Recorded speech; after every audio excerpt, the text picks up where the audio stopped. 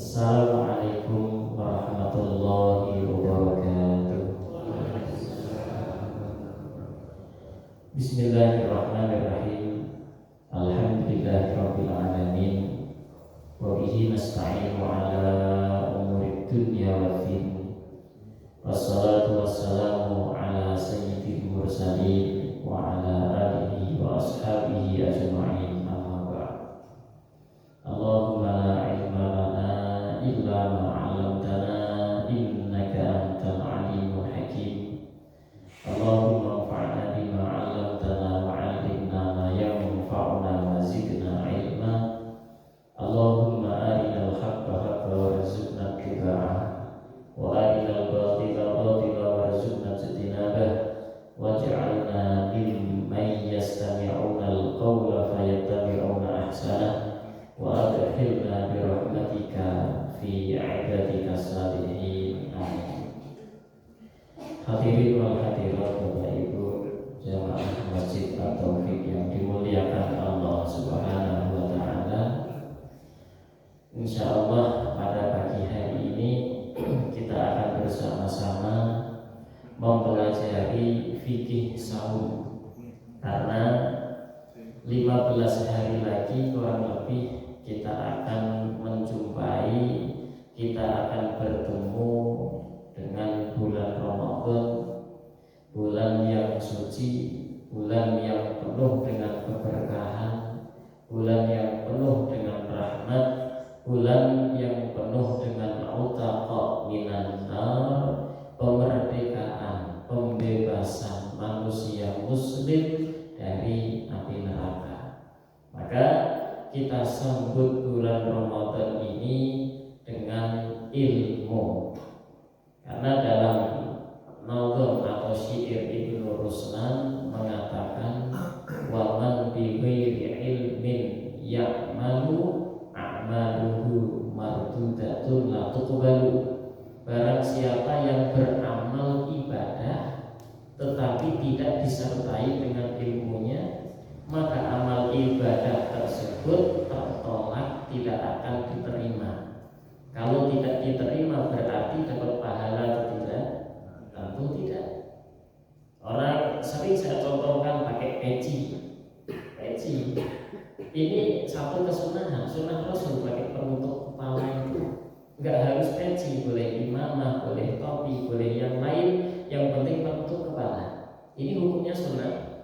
Tapi kalau orang tidak dibarengi dengan ilmu, dia itu pakai peci hanya untuk keren-kerenan saja, ya selama dia pakai nggak dapat pahala. Kalau dibarengi ilmu, oh ini mah sunnah, saya pakai demi untuk melakukan kesunahan Rasul, dia pakai peci, bukan untuk keren-kerenan, bukan untuk supaya dilihat ganteng oleh temannya, enggak. Maka selama dia pakai, dia dapat pahala. Bapak Ibu sekarang menutup aurat, apa tujuannya? Supaya kelihatan kece, keren? Enggak.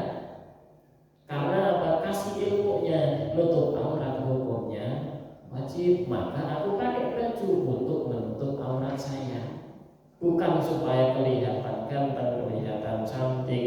Enggak, bukan. Jadi kasih ilmu, barengi ilmu, ini satu ibadah. Saya tutup aurat saya, di situ dapat pahala. Tapi kalau selama ini kita pakai baju supaya kelihatan ganteng, pakai sarungnya sarung yang bagus, yang mahal, supaya kelihatan ganteng bagus, ya dapat pahala. Gitu ya. Maka dalam kita berpuasa nanti kita barengi dengan ilmunya, supaya apa? Supaya puasa kita nanti penuh dengan pahala. Dalam kita mengamalkan ibadah-ibadah di bulan Ramadan pun penuh dengan pahala. Di masjid ini ada nggak digilir setiap kakak itu nanti ngasih takjil gitu? Ada. Kalau Bapak Ibu ngasih takjil karena kepaksa atau malu oleh Pak Heri, wah ini udah menjadwal nih, kalau saya nggak ngasih nanti saya begini, akhirnya kepaksa ngasih takjil ke masjid, dia tidak dapat pahala. Barengi ilmunya. Orang yang ngasih takjil, ngasih makanan berbuka untuk orang yang berpuasa, pahalanya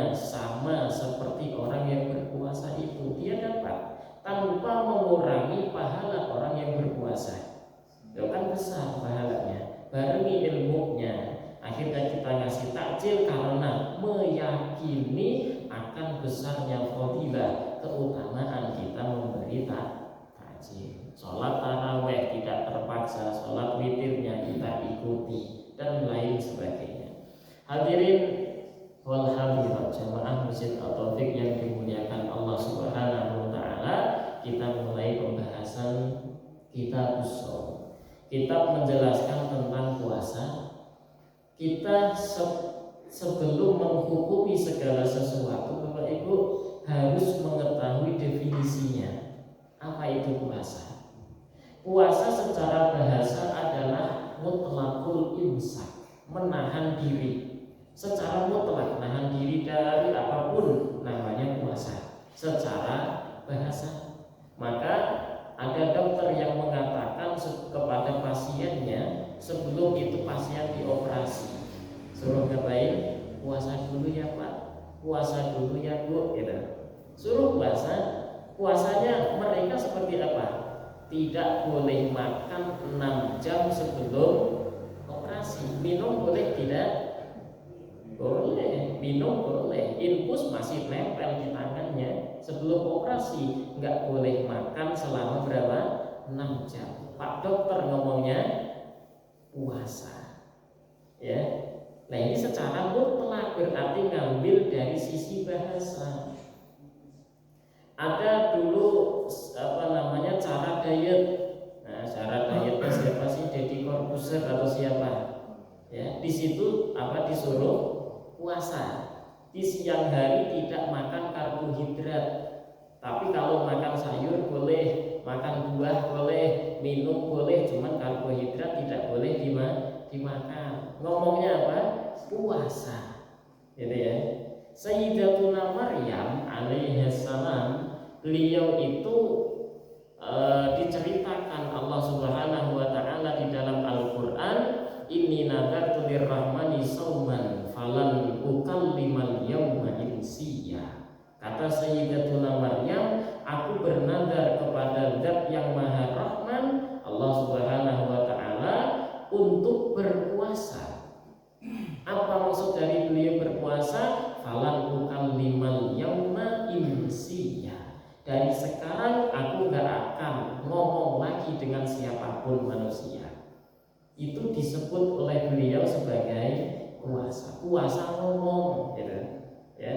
Kalau orang-orang salaf itu ada istilah yang namanya puasa ngerowot, puasa dari nasi, enggak makan nasi, puasa dari lauk yang bernyawa, itu enggak makan, makannya hanya sayur-sayuran saja, itu namanya puasa. Tapi secara bahasa. Nah, puasa secara syariatnya itu apa? Puasa secara syariat adalah al-imsak an jami'il mufattirat, menahan diri dari segala macam pembatalan puasa. Pembatalan puasa insya Allah nanti kita akan ketahui bersama apa saja itu. Jangan sampai ketika kita puasa melakukan pembatalan puasa. Dari kapan sampai kapan? Min tulu'il fajri. Mulai puasanya kita dari munculnya fajar. Sampai kapan? Ila ghurubish syamsi, sampai tenggelamnya, terbenamnya matahari. Maka dengan definisi ini, orang yang mengatakan ketika kita makan sahur tiba-tiba terdengar adzan subuh, selama masih adzan kita boleh makan. Pernah dengar ini? Pernah tidak? Pernah. Nah itu kata siapa? Allahu a'lam, saya telusuri belum dapat rujukan kaulnya itu dari mana, muncul itu dari mana, saya belum tahu. Jadi saya cari definisi puasa yang kayak gini, belum menemukan definisi yang lain. Kan jelas, berarti gak boleh makan, gak boleh minum, gak boleh melakukan pembatalan puasa dari kapan?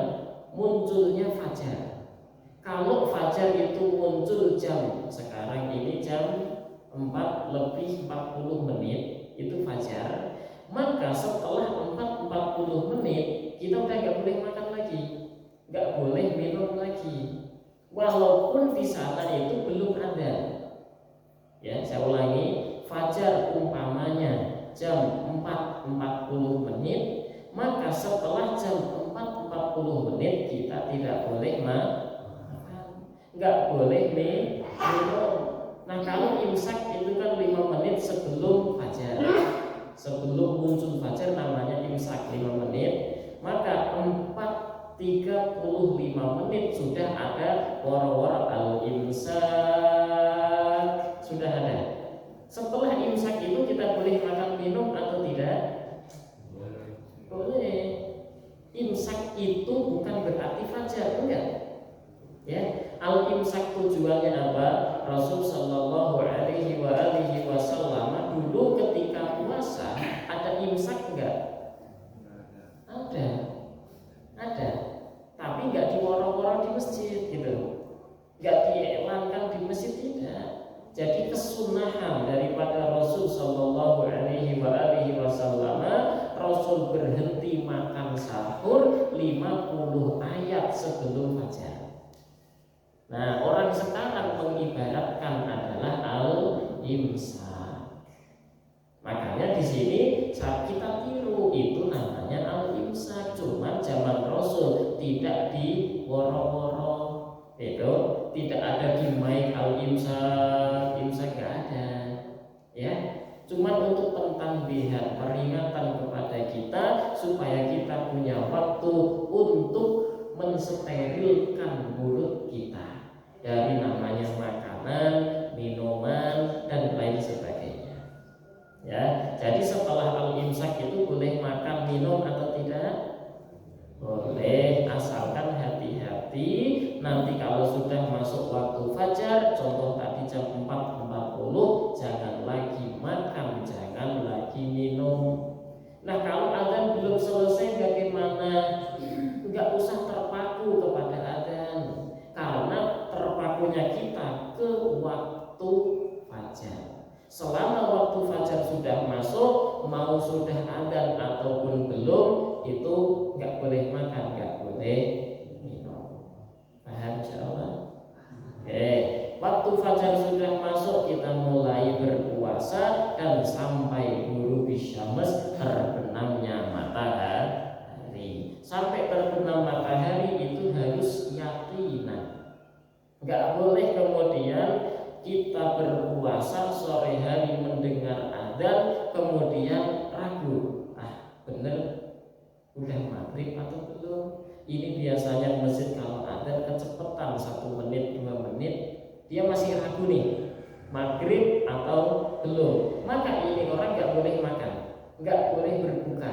Kenapa? Karena dalam hatinya masih ragu, harus benar-benar yakin. Maka kalau menurut saya kembali kepada jadwal yang sudah ditentukan, ditandatangani, disahkan oleh Kemenak setempat, itu lebih aman. Karena satu masjid dengan masjid lain biasanya ada yang berbeda dan mereka ada kecepatan 1 menit 2 menit.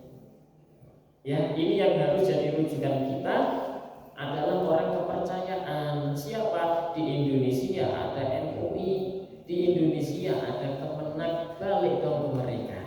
Ya, minta jadwal, mana nih jadwal yang bisa kita jadikan patokan. Setelah itu barulah kita adzan mengikuti jadwal tersebut, karena mereka yang bertanggung jawab untuk menentukan jadwal. Nah, kita tidak makan, tidak berminum dari munculnya fajar sampai terbenamnya matahari biniyatin makhsusah, dengan niat-niat tertentu. Nah, kalau kita sudah paham definisi daripada berpuasa, maka kita akan menjelaskan tentang hukum puasa. Kenapa harus ada penjelasan hukum puasa? Dikarenakan di antara salah satu kesohihan kita berpuasa adalah mengetahui waktu puasa. Jadi Bapak Ibu sebelum berpuasa harus tahu terlebih dahulu hari ini boleh puasa atau tidak. Ya. Nah, hukum puasa ada 4 Bapak Ibu. Yang pertama hukumnya wajib. Yang kedua hukumnya sunnah, ketiga hukumnya makruh, dan keempat hukumnya haram. Wajib kita berpuasa yang pertama kapan? Ketika puasanya adalah puasa Ramadan, maka hukumnya wajib. Yang kedua atau puasa nadar. Apa itu nadar? Nadar adalah sesuatu yang asalnya tidak wajib tetapi kita jadikan wajib. Sholat duha hukumnya wajib atau sunnah? Sunnah. Kemudian kita bernadar kepada Allah, ya Allah, kalau anak saya lulus dari sekolah dengan nilai terbaik, maka aku bernadar kepada Engkau akan sholat duha 8 rakaat. Maka setelah terbukti anaknya lulus dengan nilai terbaik, sholat duha 8 rakaat menjadi wajib bagi dia. Namanya nadar. Pernah Bapak Ibu bernadar? Pernah. Bernadar itu ternyata sesuatu yang makruh. Hukum nadar hukumnya apa? Makruh. Kenapa dimakruhkan? Karena dia itu orang pelit. Nadar itu tandanya orang pelit. Kenapa? Ya karena umpama si anak ini tidak lulus atau lulus tapi nilainya enggak terbaik, dia itu bakal sholat duha 8 rakaat. Tidak. Itu benar. Para ulama menghukumi nadar itu hukumnya makruh. Dikarenakan ini tadi, ya Allah, umpama anak saya nanti lulus dengan nilai terbaik, aku akan menyembelih kambing. Ya, teman-teman saya ajak, saya undang untuk makan-makan di sini. Kalau anaknya nggak lulus, kira-kira nyembelih kambing atau tidak? Oh enggak. Nah ini nadar hukumnya makruh karena itu menjadi tanda orang pelit. Nah, terus bagaimana sebaiknya kata para ulama? Sebaiknya mau lulus tidak lulus atau lulus nilai terbaik atau tidak terbaik, tetap kita berwasilah dengan sedekah kita. Sedekah yang banyak dengan harapan Allah kasih anak kita lulus dengan nilai terbaik. Itu yang paling baik. Insyaallah bisa dipaham. Ya, udah sedekah sebanyak-banyaknya. Kita punya harapan ke Allah, ya Allah, dengan sedekah ini semoga Engkau kasih ini. Itu yang paling baik daripada kita nadarkan. Nah, puasa qada Ramadan juga hukumnya wajib. Bapak Ibu yang masih memiliki qada Ramadan segera diqada ya. Ini masih ada 15 hari lagi menuju Ramadan, kita qada semuanya puasa, hutang-hutang puasa kita. Dan tidak satu pun daripada ulama madhab yang mengatakan qada Ramadan tidak wajib. Enggak ada. Ya, semua mengatakan wajib mengqada. Selama kita hidup, kita punya hutang puasa Ramadan, maka kita harus qada. Enggak boleh tidak. Ada enggak Ustaz? Orang yang punya hutang puasa Ramadan tetapi membayarnya hanya pakai fidyah saja, tidak membayar, tidak mengqada puasa. Ada enggak kira-kira? Ada. Cuman hanya 2 orang. Selain 2 orang ini, dia wajibnya qada puasa. Siapa itu? Orang yang punya hutang puasa tetapi dia mengqada hanya dengan membayar fidyah saja. Yang pertama adalah Syekhul Haram, orang yang sudah sangat tua sehingga dia nggak kuat puasa. Syekhul Haram, tua renta, sepuh banget. Nah, maka dia ini apalagi yang sudah pikun kayak gitu, dia nggak ada kewajiban mengqada puasanya. Kewajibannya hanya membayar fidyah. Kenapa? Karena dia nggak mungkin disuruh puasa. Dia udah makan sejam kemudian, saya lu nggak dikasih makan sama anak saya katanya. Udah sejam tadi kita kasih makan, ngomong tidak dikasih makan. Nah ini Syekhul Haram, orang yang sepuh, dia nanti tidak wajib mengqada puasa. Wajibnya apa? Hanya membayar fidyah. Setiap 1 hari puasa 1 mud. 1 mud itu sekitar 0,67 kg, setengah kilo lebih dikit ya. atau 700 apa namanya gram ya, 700 graman lah, sekitar itu. Yang pertama. Dan yang kedua, orang yang dia itu sakit yang kata dokter tidak mungkin sembuh dari sakit tersebut. Maka ini orang yang sudah divonis oleh dokter tidak mungkin sembuh dari sakitnya, ketika dia punya hutang puasa, dia tidak wajib mengqadha puasa itu. Wajibnya adalah membayar fidyah. Dua orang ini saja. Nah, selama kita mampu puasa, ya kita wajib mengqadha puasa kita. Kecuali kalau kita orang yang sudah sepuh, sangat sepuh sekali, atau kita itu punya penyakit, umpama saya berpuasa, maka sakit saya akan bertambah parah dan kata dokter nggak akan bisa sembuh. Ya, maka ini orang nanti tidak wajib mengqadha puasa. Nah, hukum puasa yang berikutnya adalah puasa sunnah. Ini hukum asal puasa adalah sunnah. Ada puasa yang setiap minggunya, ada setiap hari ada. Sunnah puasa setiap minggu ada. Sunnah puasa setiap bulan ada. Sunnah puasa setiap tahun juga ada. Puasa yang setiap tahun apa contohnya? Seperti puasa Arafah, puasa Tarwiyah dan Arafah. Kapan itu? Tanggal 8 Dzulhijjah, tanggal 9 Dzulhijjah. Ketika orang-orang yang berhaji wukuf di tanah Arafah, di sanalah kita orang yang tidak sedang wukuf disunahkan berpuasa. Jadi puasa Arafah itu Bapak Ibu disunahkannya hanya bagi orang-orang yang tidak wukuf di Arafah. Kalau kita berhaji kemudian wukuf di tanah Arafah, sunnah puasa enggak? Tidak. Kesunahan puasa untuk kita. Mereka wukuf di Arafah terhapuskan seluruh dosa-dosanya, sedangkan kita yang tidak wukuf di Arafah terhapuskan dengan apa? Gitu ya. Makanya kita terhapuskan dosa-dosa kita dengan sebab kita puasa di tanggal 9, tanggal di mana orang-orang haji sedang wukuf di tanah Arafah. Jadi pahalanya puasa itu sangat besar sekali. Puasa Arafah, puasa apa lagi? Tasu'a, Asyura, kapan itu?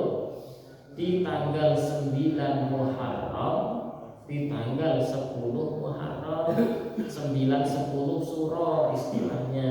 Maka puasa di hari itu pun termasuk puasa sunnah yang berulang setiap tahun. Kemudian ada lagi tanggal 11 min Muharram wasid min Syawal, 11 dari bulan Muharram pun kita disunahkan puasa. Tanggal 6 hari setelah 1 Syawal, tanggal 2, 3, 4, 5, 6, 7 kita puasa sunnah juga. Ini faedahnya sangat besar. Barang siapa yang berpuasa di bulan Ramadan kemudian mengikut sertakan 6 hari puasa sunnah di bulan Syawal, maka dia seakan-akan puasa 1 tahun sempurna. Ya. Nah, puasa 6 hari Syawal ini apakah harus berturut-turut? Khilaf. Ada yang mengatakan wajib berturut-turut, ada yang mengatakan tidak. Yang penting ada di bulan Syawal, boleh kita puasa. Sehari puasa, sehari lagi tidak. Nanti puasa lagi, tidak lagi.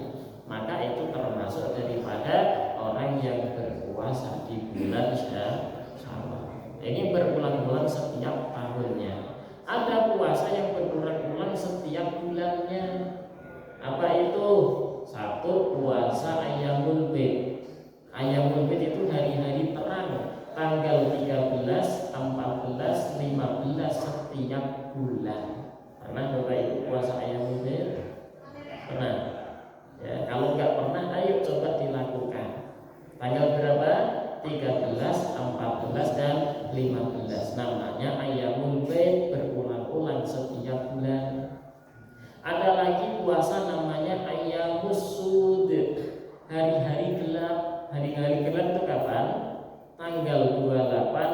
29 dan 30 setiap bulannya. Ini sunnah ayam usut ini, pernah dengar sebelumnya? Belum pernah. Ini sunnah ayamul bid sunnah, ayam usut sunnah, di hari terang sunnah puasa 3 hari, di hari-hari gelap pun sunnah puasa 3 hari, 28, 29 dan 30 di setiap bulannya. Dan ada puasa yang disunahkannya itu berulang-ulang setiap minggunya, setiap pekannya. Ini kita udah lakukan insya Allah, yaitu puasa Senin, puasa Kamis. Ada kesunahan lagi puasa dahar. Setiap hari dia puasa setahun, 2 tahun, 3 tahun. Ada puasa Daud, sehari puasa, sehari tidak, puasa lagi, tidak lagi. Dan sebaik-baik puasa sunnah adalah puasa Daud, ya. Sebaik-baik puasa dan sunnah adalah puasa Daud. Nah, wa afdhalu siyamin nafli, paling utamanya puasa sunnah adalah shaumu yaumin wa iftaru yaumin, berpuasa sehari, berbuka sehari, puasa lagi, berbuka lagi. Wa huwa shaumu sayyidina Daud alaihi salam. Ini adalah puasanya Nabiullah Daud alaihi salam. Ya, puasa hukumnya wajib, puasa hukumnya sunnah, dan yang ketiga ada puasa yang hukumnya makruh. Apa itu puasa hukumnya makruh? Puasa sunnah hanya di hari Jumat saja. Kemisnya dia enggak puasa, Jumatnya puasa, Sabtunya enggak puasa. Atau puasa sunnah hanya di hari Sabtu saja, puasa sunnah hanya di hari Ahad saja, di hari Minggu saja. Maka ini hukumnya makruh. Nah, kalau puasanya qadha Ramadan di hari Jumat saja, kena hukum makruh atau tidak? Tidak. Karena puasa qadha kapan saja, kecuali hari-hari yang diharamkan puasa. Makanya dari kemarin saya mendapatkan satu pertanyaan, Ustaz, kalau sudah nisfu Sya'ban kita nggak boleh puasa ya, katanya, karena sudah tutup buku katanya. Begitu. Makanya ada perincian, ya. Kasih tahu nih, setelah setengah di bulan Sya'ban ini, kita sekarang berarti tanggal 15, berarti esok tanggal 16, 17, 18, 19 sampai akhir Sya'ban kita boleh berpuasa atau tidak? Ada 2 perincian. Bapak Ibu puasanya fardu qadha Ramadan atau puasanya sunnah? Kalau Bapak Ibu puasanya qadha atau fardu, maka boleh secara mutlak.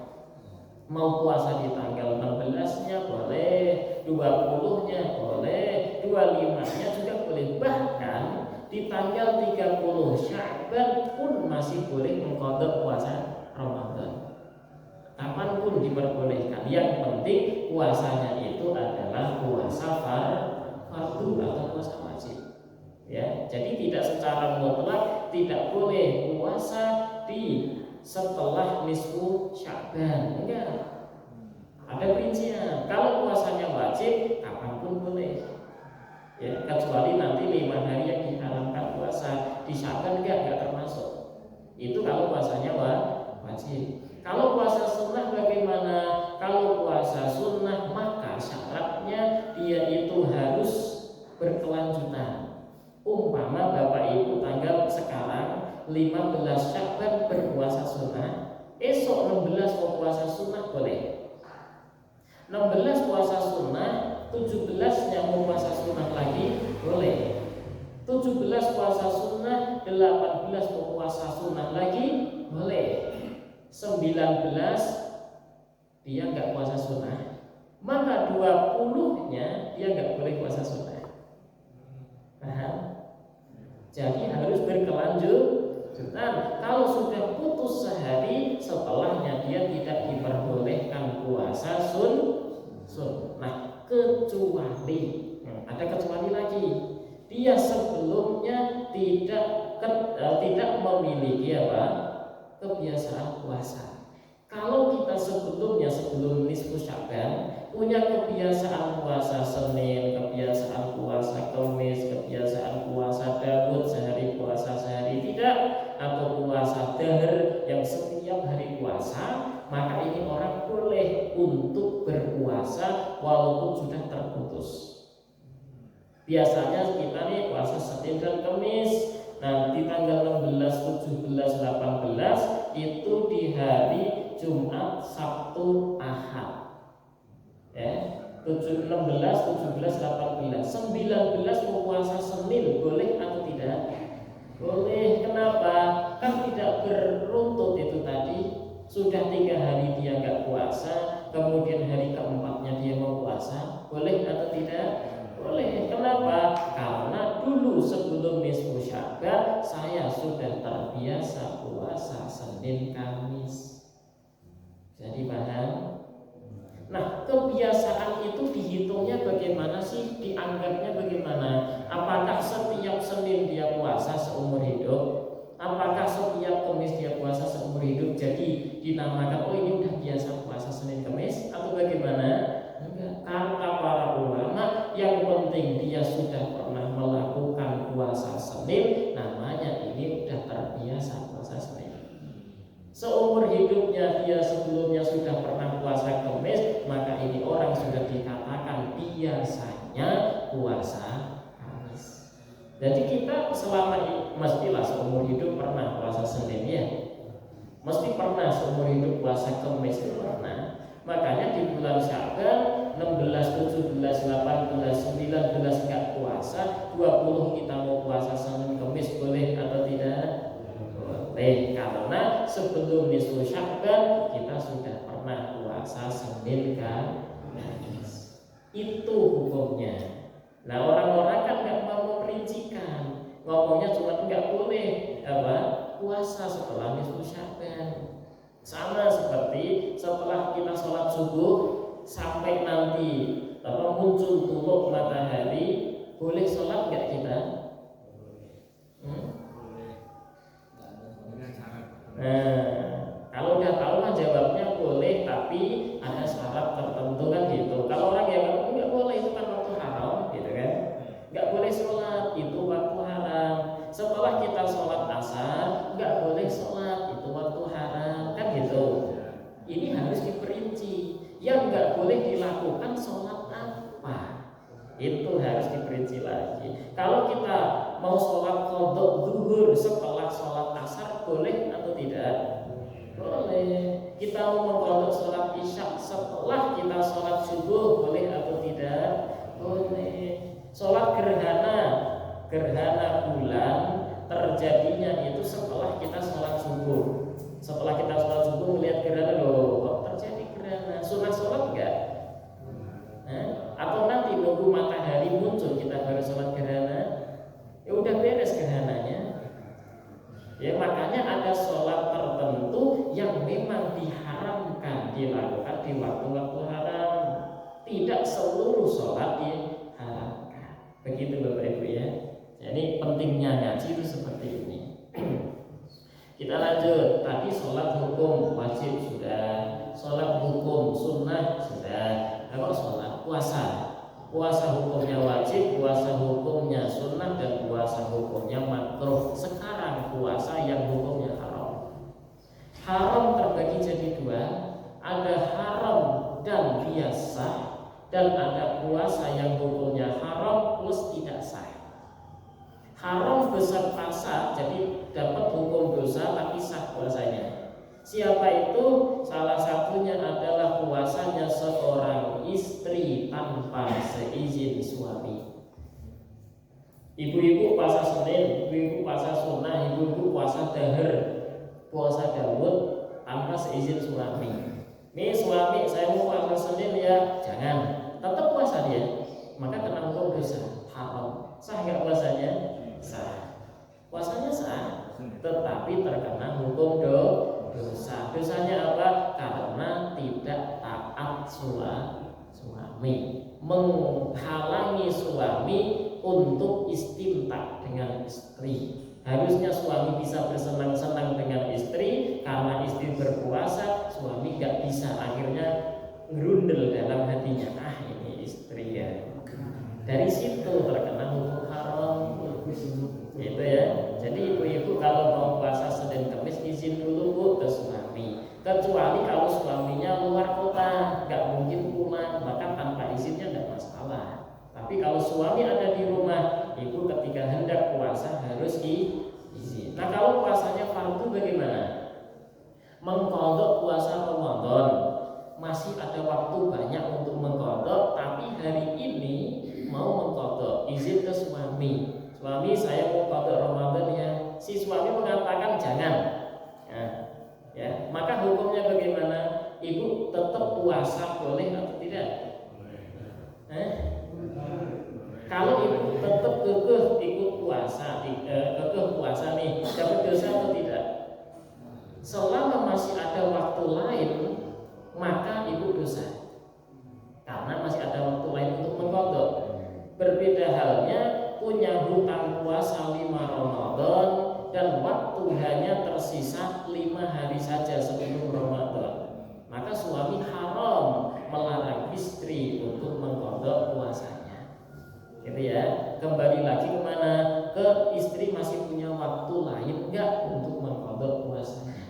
Kalau masih punya, maka istri terkena hukum haram. Kalau sudah tidak punya waktu, suami yang melarang yang terkena hukum haram. Nah, itu haram tetapi sah. Ada haram yang tidak sah. Haram tetapi sah itu banyak loh Bapak Ibu. Kita di masjid bawa HP. Sekarang kan transaksi jual beli pakai HP.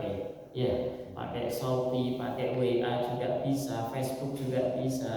Transaksi jual beli deal-dealannya di dalam masjid pakai HP. Ini hukumnya haram. Ya, Rasul Shallallahu Alaihi Wasallam pernah bersabda, kalau kalian itu melihat ada orang yang berjual beli di dalam masjid, maka doakan dia nggak dapat keuntungan. La robahallah. Ya, semoga Allah tidak kasih engkau keuntungan. Suruh doain kayak gitu. Kalau ada sesuatu barang hilang di masjid, kemudian kalau ada barang hilang, kemudian diumumkan di masjid. Barang siapa yang menemukan kunci motor saya begini, ngumumin barang hilang di masjid, maka kita disuruh doain apa? La raddakallahu dhallan. Semoga Allah tidak mengembalikan barang hilang itu. Iya, itu perintah Rasul. Nggak boleh kita mengumumkan barang hilang di masjid. Nggak boleh kita jual beli transaksinya di masjid. Hukumnya haram, tapi sah. Andai terjadi jual beli, maka barang yang dibeli jadi milik pembeli. Uang yang dikasihkan jadi milik penjual. Sah jual belinya, tetapi terkena hukum haram. Ada lagi transaksi ketika adzan Jumat dikumandangkan, khusus laki-laki. Orang yang berkewajiban sholat Jumat laki-laki, kemudian sudah berkumandang adzan Jumat yang sebelum khutbahnya, adzan 2 berarti kalau 2 kali adzan yang keduanya udah berkumandang, laki-laki di bawah beli cilok. Maka ini laki-laki yang bertransaksi kena hukum haram. Haram hukumnya, dosa. Tapi sah nggak ciloknya jadi milik pembeli? Jadi milik pembeli, boleh dia makan. Uang yang diberikan ke penjual halal untuk dia. Cuman dia yang bertransaksi terkena hukum haram. Kalau perempuan bagaimana? Perempuan tidak kena hukum haram karena mereka tidak berkewajiban sholat Jumat. Nah, itu haram tapi sah. Nah, sekarang ada puasa haram dan tidak sah. Ketika orang itu puasa di 5 hari. Yang pertama adalah hari Idul Fitri, tanggal 1 Syawal. Haram kita puasa, mau qadha mau sunnah tidak diperbolehkan. Kalau kita tetap mengqadha di tanggal 1 Syawal atau Idul Fitri, maka puasanya kita tidak sah. Kita harus ganti di hari yang lain. Kita kena hukum haram, dosa. Yang kedua, di hari Idul Adha tanggal 10 Dzulhijjah. Nggak boleh kita puasa, qadha ataupun sunnah. Dan 3 hari namanya hari tasyrik. 11, 12, 13 Dzulhijjah. 5 hari ini haram bagi kita berpuasa, mau puasanya itu fardu ataupun sunnah. Maka ketika ibu bapak mengqadha puasa Ramadan di selain 5 ini itu diperbolehkan. Bisa dipahami insyaallah ya. Berikutnya kita sampai ke jam 6. Syarat sah puasa. Syarat sah puasa itu jumlahnya ada 4. Ini ketika kita puasa sah atau tidak puasa saya. Ketika memenuhi 4 syarat ini, insya Allah sah puasanya. Kalau salah satu dari 4 syarat ini hilang, nggak terpenuhi, maka tidak sah puasa kita. Yang pertama harus muslim. Nah, kalau ada non-muslim ikut-ikutan berpuasa, maka puasanya non-muslim itu menjadi tidak sah. Atau orang muslim di ketika fajar hari dia puasa sampai zuhur masih puasa, kemudian naudzubillah dia murtad, keluar dari agama Islam, dan diteruskan dilanjutkan sampai maghrib. Dia udah murtad di zuhur tadi, tapi dia belum makan, belum minum, dan dilanjutkan puasanya sampai maghrib berbuka. Sah nggak puasanya tadi? Enggak sah, karena dia sudah keluar dari agama Islam di zuhur tadi. Lah nanti setelah setahun dia kembali ke Islam, wajib mengqadha nggak puasa yang setengah tadi? Wajib, karena puasanya belum sah atau tidak sah. Yang kedua harus berakal sehat maksudnya, bukan orang gila, bukan orang yang pingsan, orang yang koma. Orang koma itu puasanya sah atau tidak? Ya, puasanya nggak sah, dan dia nggak wajib puasa loh. Orang koma itu, jadi umpama toh dia sadar dari komanya, dia nggak wajib mengqadha. Nah kalau pingsan sah nggak puasanya? Puasanya bisa sah kalau dia sempat sadar di siang hari. Siang itu dari fajar sampai maghrib namanya siang. Dia sempat sadar di siang hari, maka sah puasanya. Kalau nggak sadar sama sekali, sudah jam 5 sore, jam sebelum fajar dia udah pingsan, bangun sadarnya jam setelah maghrib, seharian full, maka puasanya tidak sah, tapi tidak wajib mengqadha karena tidak berakal. Kemudian yang ketiga harus suci dari haid nifas. Maka ibu-ibu yang haid tidak sah puasanya, Bu. Baru puasa sampai jam 9 pagi keluar darah haid, batal seketika itu. Ya, nanti wajib mengqadha atau tidak? Wajib. Nifas pun sama, melahirkan pun sama. Ya, wanita melahirkan otomatis batal puasanya. Dan yang keempat harus mengetahui bahwa hari tersebut bisa dilakukan puasa. Jadi patokannya selain 5 hari tadi ya, Idul Fitri, Idul Adha, kemudian hari tasyrik. Kalau kita udah tahu maka sudah sah puasanya. Selama ini nih kita puasa Ramadan, tahu nggak syarat 4 itu terpenuhi nggak kira-kira? Muslim, alhamdulillah. Berakal, alhamdulillah kita berakal. Suci haid nifas, laki-laki bebas haid nifas, perempuan nanti tinggal melihat saja. Dan kita tahu bahwa hari ini itu boleh dilaksanakan puasa. Maka insya Allah sudah sah puasa kita. Dan yang terakhir adalah syarat wajib puasa. Jadi kita nggak bisa bahas sekali pertemuan ya Bapak Ibu. Untuk puasa ini minimal 2 kali pertemuan. Jadi puasa itu memang lumayan banyak ilmunya. Insya Allah kita adakan pertemuan lagi untuk membahas sisanya. Nah sekarang kita akan bahas kewajiban puasa. Kita itu wajib puasa nggak sih? Gitu ya. Harus memenuhi syarat 5. Yang pertama harus muslim. Kalau non muslim mereka tidak berkewajiban puasa. Kalau non-muslim masuk Islam wajib mengqadha puasanya enggak? Tidak, kecuali dia murtad, maka dia wajib mengqadha puasanya. Anak kecil ketika balik apakah wajib mengqadha puasa semenjak ia kecil? Tidak, karena anak kecil itu memang asli dari awal tidak berkewajiban puasa. Makanya syarat yang kedua, syarat kewajiban puasa harus mukallaf, adil, balik, berakal sehat, tidak gila, kemudian dia balik. Maka ketika ada anak kecil umur 7, 8, 9, 10 tahun, mereka belum berkewajiban puasa. Kalau mereka kita suruh puasa kemudian dengan sengaja berbuka, dosa enggak dia? Anak kecilnya berdosa? Tidak, karena tidak berkewajiban puasa. Yang berkewajiban kita sebagai orang tua untuk mengajarkan, memerintahkan puasa kepada anak. Itu yang wajib kita. Kita punya anak 7 tahun, 8 tahun udah mampu untuk nahan lapar dari fajar sampai maghrib, kita nggak perintahkan itu anak berpuasa, kita yang dosa. Ada anak, kita punya anak umur 9 tahun, kemudian masuk waktu subuh, kita biarkan dia tidur, enggak sholat subuh, dia dosa enggak? Si anaknya enggak, dia enggak kewajiban sholat, tapi kita yang dosa.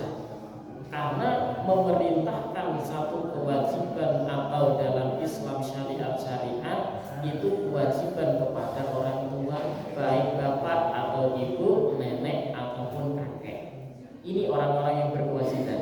Kalau kita biarkan itu anak tidur sampai jam 9, jam 8, jam 7 pagi kelewat waktu subuh dan kita nggak perintahkan itu anak untuk sholat subuh, maka kita yang berdosa. Ya, kalau anak itu mah nggak berdosa, kita yang berdosa karena tidak memerintahkan aturan atau syariat Islam kepada anak-anak kita. Mukallaf, adil dan balik, itu baru berkewajiban puasa. Dan itaqah harus mampu. Orang yang nggak mampu itu seperti orang yang punya penyakit mah, yang udah akut, kata dokter setiap 6 jam sekali harus makan. Ini berarti nggak mampu. Ini orang nggak wajib puasa. Ya, nggak wajib puasa. Lah nanti kemudian wajib mengqadha atau tidak tergantung di kedepannya bagaimana. Kalau kata dokter ini nggak mungkin sembuh, maka wajibnya bayar fidyah saja sebagaimana yang sudah dijelaskan di awal tadi. Dan sehat tidak sakit, karena orang sakit boleh untuk tidak berpuasa, tapi nanti wajib mengqadha. Dan sakitnya sakit yang seperti apa yang boleh kita batalkan puasa? Apakah pusing dikit kemudian kita terbuka? Sakit gigi kecil dikit banget kemudian kita batalin puasa kita? Enggak. Sakit yang memperbolehkan kita untuk membatalkan puasa adalah sakit yang memperbolehkan kita tayammum. Kalau kita sakit umpamanya, kemudian kita dalam keadaan berpuasa, kalau kita lanjutkan puasa kita, sakitnya tambah parah. Itu yang diperbolehkan kita batalkan puasa. Kalau kita pusing dikit, kemudian kita tetap puasa sampai maghrib, pusingnya itu enggak bertambah, bahkan hilang kalau dipakai tidur, itu enggak wajib kita batalkan puasa dan enggak boleh membatalkan puasa. Jadi sakit yang umpama kita pakai puasa akan bertambah dan sakitnya itu enggak tertahan lagi. Disitulah kita diperbolehkan membatalkan puasa. Dan syarat wajib yang terakhir adalah iqamah atau kita bermukim, tidak sedang safar. Maka ketika kita sudah muslim, mukallaf, akil balik, mampu menahan lapar dahaga, sehat dan kita mukim, kita berkewajiban melakukan puasa. Musafir boleh batalin puasa? Boleh, tapi dengan syarat dia safarnya itu sebelum fajar. Kalau safarnya jam 6, jam 7 pagi dia berangkat safar ke Jakarta atau ke Surabaya, maka di tengah jalan nggak boleh membatalkan puasa. Kenapa? Karena safarnya dia setelah fajar. Jadi orang yang dia itu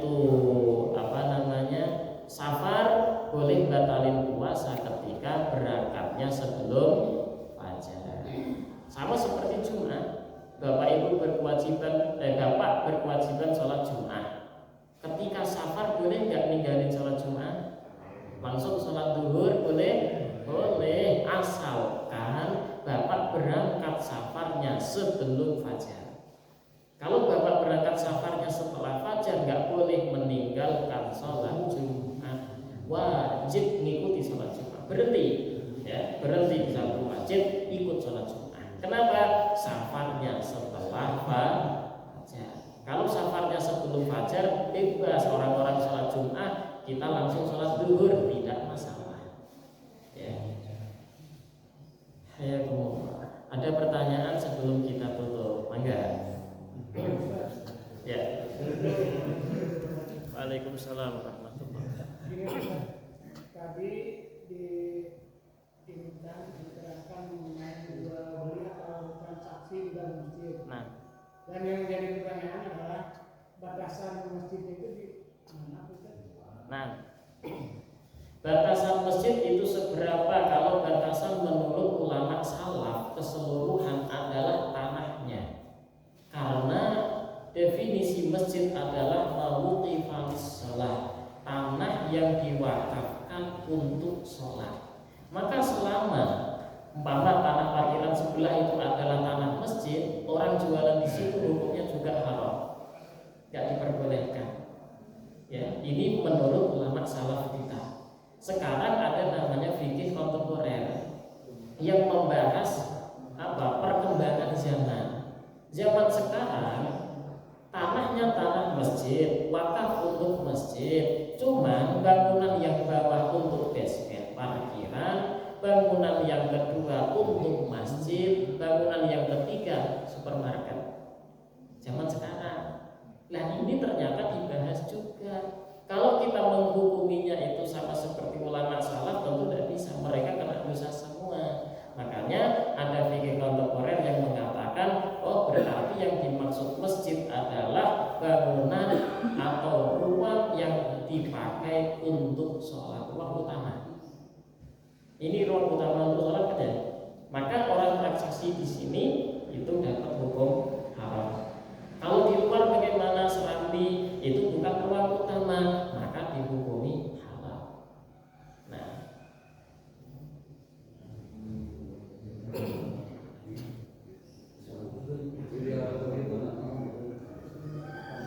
silakan. Bismillahirrahmanirrahim. Assalamualaikum warahmatullahi wabarakatuh. Waalaikumsalam. Sebelum Ramadan ada pembahasan mengenai puasa. Dan sebetulnya sudah dicatat banyak ini ya dari kami menunjukkan ada sebuah pertanyaan tapi nggak mungkin. Mohon izin tiga dulu. Mangga. Izin tiga dulu. Yang pertama saya membuka media begitu ya. Jadi kan tatkala kita mau berbuka puasa itu niat dulu gitu ya.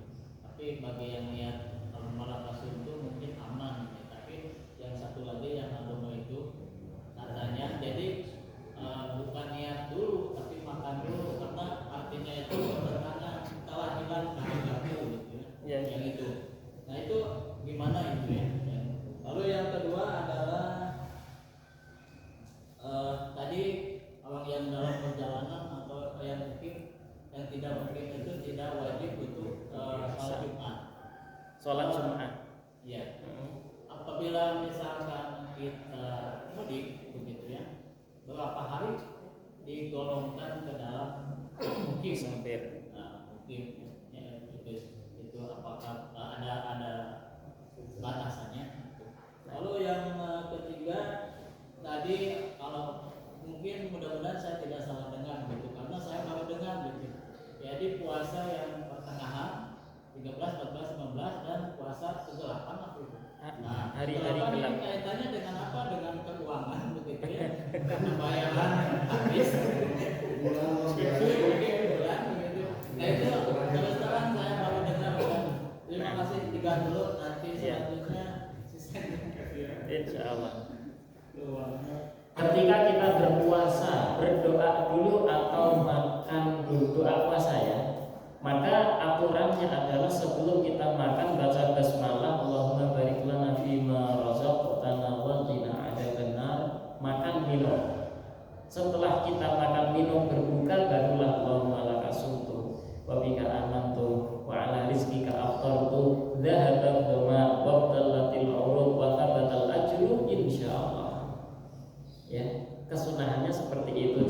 doanya ini doa setelah berbuka, bukan doa sebelum berbuka. Kalau sebelum makan minum bismillah Allahumma barik lana. Setelah makan minum berbuka barulah Allahumma lakasum.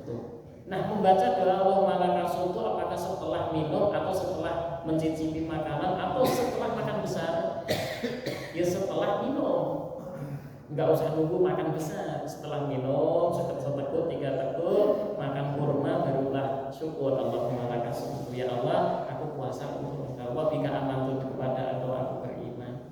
Wa ala rizqika aftartu, dengan rizkimu ini loh aku berbuka. Gitu. Ya, dahabat cuma sampai hilang kehausan. Itu sunnah, ada disebutkan di kitab Fathul Mu'in, kesunahannya seperti itu. Dan sampai sekarang saya belum pernah menemukan adanya doa Allahumma lakasum itu sampai akhir sebelum berbuka, sebelum makan. Sebelum makan buka ya, itu belum pernah menemukan. Yang saya temukan kesunahnya setelah berbuka. Sebelum makan Allahumma barik lana. Kemudian yang kedua tentang safar sholat Jumat. Ya, orang yang mungkin sholat Jumat, orang yang mungkin wajib sholat Jumat. Saya namanya mungkin. Saya bukan penduduk asli Bandung. Saya namanya mungkin. Orang dikatakan mungkin kalau sudah 4 hari lebih di tempat tersebut, namanya mungkin. Ya. Ini kalau sudah direncanakan, umpama saya dari Semarang menuju Bandung, udah ada rencana di Bandung berapa hari, sebulan umpamanya, maka sampainya saya di Bandung, saya nggak boleh lagi mengqashar menjamak dan saya wajib Jumat. Kenapa? Karena rencananya dari awal sudah 4 hari lebih. Tapi kalau belum tahu, maka selama 3 hari dia boleh mengqashar menjamak atau tidak sholat Jumat. Jadi orang dikatakan mungkin kalau sudah 4 hari lebih di tempat tersebut, itu namanya mukim. Bapak dari Bandung, rumahnya di Bandung, mudik ke Tasik, ya, ke rumah bapak ibu. Mudik ke Tasik, ke kampung halaman. Di Tasik beberapa hari Pak? 5 hari. Maka bapak sampai masuk ke gerbang desa itu, ya, di kampung halaman, sudah bapak disebut sebagai mukim. Kenapa? Karena niatnya 4 hari lebih. Enggak boleh lagi bapak mengqashar, enggak boleh lagi bapak menjamak, dan wajib mengikuti sholat Jumat. Ya, selama dia safar boleh untuk tidak ikut sholat Jumat. Tapi ketika gambaran seperti tadi, bukan musafir lagi namanya adalah mukim. Okay. Kemudian yang ketiga, puasa ayyamul bid, ayyamul sud, hari-hari terang, hari-hari gelap. Ini adalah kesunahan Rasul Shallallahu Alaihi Wasallam. Rasul lakukan gitu. Ya. Oleh dokter zaman sekarang ini diteliti, kenapa sih, apa sih faedah puasa di hari-hari terang? Hari-hari terang tanggal 13, 14, 15 ternyata itu kenceng-kencengnya darah. Kalau darah lagi kenceng banget ngalirnya, fresh itu, maka orang kalau tidak diimbangi dengan puasa bisa jadi darah tinggi. Makanya berbekam sunnahnya di tanggal 13, 14, 15 supaya darahnya itu mengalirnya keluarnya itu kencang ya. Dan ayam usut kenapa? Itu satu memang karena dilakukan oleh Rasul Shallallahu Alaihi Wasallam, dan ayam usut itu darah lemah. Ya, darah sedang paling lemahnya darah di hari-hari gelap itu. Jadi maka ada kesunahan kita berpuasa untuk mengimbangi tubuh kita. Ya. Nah, belum pernah mendengar puasa ayyamul bid, ayyamul sud ini? Belum pernah. Ini familiar di kalangan pesantren, familiar. Hukumnya sunnah, ibadahnya kita laksanakan. Nah, silakan, ada lagi. Ibu-ibu ada pertanyaan maka Bu.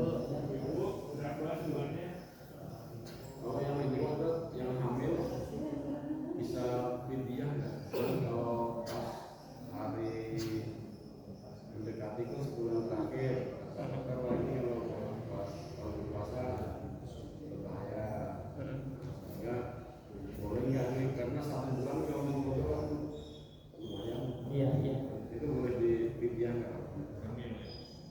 Jadi orang yang meninggalkan puasa di bulan Ramadan, orang yang tidak mengikuti puasa di bulan Ramadan itu terbagi jadi 4. Ya, agak lama dikit nih ya. Yang pertama, dia wajibnya hanya mengqadha saja. Yang kedua, hanya membayar fidyah saja. Yang ketiga, membayar fidyah plus qadha. Dan yang keempat, enggak wajib membayar apapun. Orang yang tidak ikut puasa di bulan Ramadan terbagi jadi 4. Yang pertama, wajibnya qadha saja. Siapa itu? Yaitu orang yang batal puasanya tanpa sebab apapun. Contoh dia itu mandi biasa ya, mandi biasa di jam 7 pagi dia puasa, kemudian masuk air ke telinga tanpa sengaja, mandi biasa tapi itu batal puasanya. Maka dia nanti wajibnya hanya mengqadha saja. Atau dia itu sengaja muntah, sengaja membatalkan puasanya tanpa ada udzur, atau batalin puasa gara-gara sakit, batalin puasa gara-gara safar, maka dia wajibnya mengqadha saja pembatalan yang biasanya. Ada orang yang kewajiban membayar fidyah saja, nggak wajib qadha. Tadi sudah kita jelaskan, orang yang sudah sepuh dan orang yang divonis oleh dokter nggak bakal bisa sembuh dari sakitnya, maka dia kewajibannya bukan mengqadha karena nggak mungkin dia bisa puasa. Kewajibannya hanya membayar fidyah saja. Dikeluarkan kewajibannya mulai dari munculnya fajar, itu sudah wajib. Kalaupun dikumpulkan di akhir Ramadan langsung 30 mut pun boleh. Yang ketiga, orang yang wajib membayarnya fidyah plus qadha. Siapa itu? Yaitu orang yang membatalkan puasanya demi orang lain. Demi orang lain saja. Ini wajibnya qadha plus fidyah. Contohnya wanita hamil. Ibu hamil nggak puasa bu? Enggak. Kenapa? Takut janin saya nanti begini, kurang gizi dan lain sebagainya. Takut, khawatir hanya ke janin saja. Demi orang lain janin si ibu nggak puasa. Maka ibu ini nanti wajibnya 2, 1 mengqadha dan yang kedua membayar fidyah. Sedang menyusui ibu nggak puasa? Enggak. Kalau saya puasa nanti air susu nggak keluar, kasihan ini si anak. Hanya khawatir kepada anak saja. Maka ibu ini nanti wajibnya mengqadha plus membayar fidyah. Ada orang tenggelam, ya, umpama itu anak kita. Wah, ini kalau anak nggak saya selamatin, dia bakal meninggal. Tapi saya puasa, kayak nyelamatin nanti batal puasa saya kemasukan air. Ya aja lah, batal puasa nggak apa-apa, penting anak saya selamat. Ya kan? Dia rela batal puasa demi orang lain. Maka ini orang nanti kalau sudah nyelamatin kemudian batal puasanya kemasukan air, dia wajibnya qadha plus membayar fidyah. Dan tambah satu lagi, orang mengqadha plus bayar fidyah adalah ketika punya hutang puasa sampai datang Ramadan berikutnya belum dibayar. Maka ini orang wajibnya mengqadha plus membayar fidyah. 1 tahun 1 fidyah, 2 tahun 2 fidyah, 3 tahun 3 fidyah dan seterusnya. Puasanya utang 5 tetap dibayar 5 Bapak Ibu, enggak berbunga, enggak jadi 10, enggak, puasanya tetap 5. Yang berbunga adalah fidyahnya. Kalau setahun 1 fidyah, 2 tahun 2 fidyah, 3 tahun 3 fidyah. Utang puasa 5 hari, 3 tahun enggak dibayar, berarti berapa dia bayarnya? 5 puasa plus berapa fidyah? 15. Itu ya. Terus yang keempat adalah orang nggak ikut puasa Ramadan nggak wajib qadha, nggak wajib fidyah. Siapa itu? Anak kecil, orang gila, orang kafir. Ini mereka nanti tidak wajib qadha, tidak wajib membayar fidyah. Nah,